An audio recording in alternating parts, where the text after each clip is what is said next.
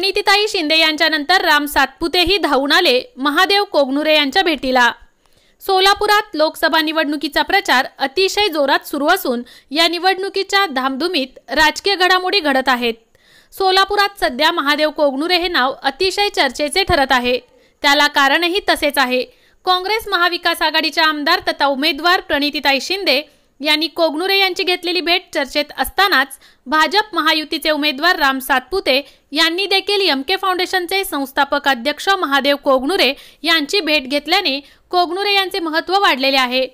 काँग्रेसच्या आमदार प्रणिती शिंदे यांच्या पाठोपाठ भाजपचे उमेदवार आमदार राम सातपुते यांनी एमके फाउंडेशनचे संस्थापक अध्यक्ष महादेव कोगनुरे यांची भेट घेऊन लोकसभा निवडणूक संदर्भात चर्चा केली।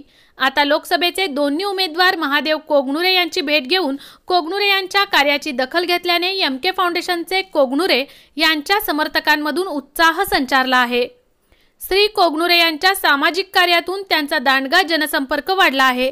त्यातच त्यांनी आपली राजकीय भूमिका अजूनही जाहीर न केल्याने आता सर्वच पक्षाच्या नेत्यांनी श्री कोगनुरे यांची दखल घेताना दिसून येत आहेत।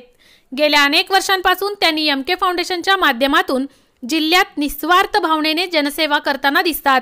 यामुळेच त्यांचे समाजात वेगळे स्थान निर्माण झाले आहे। महादेव कोगनुरे यांनी ही राजकारणात राहून समाजकार्य करीत जनमानसांच्या सेवेला प्राधान्य देणाऱ्या पक्षाला साथ देण्याची भूमिका महादेव कोगनुरे घेणार असल्याचे बोलले जात आहे।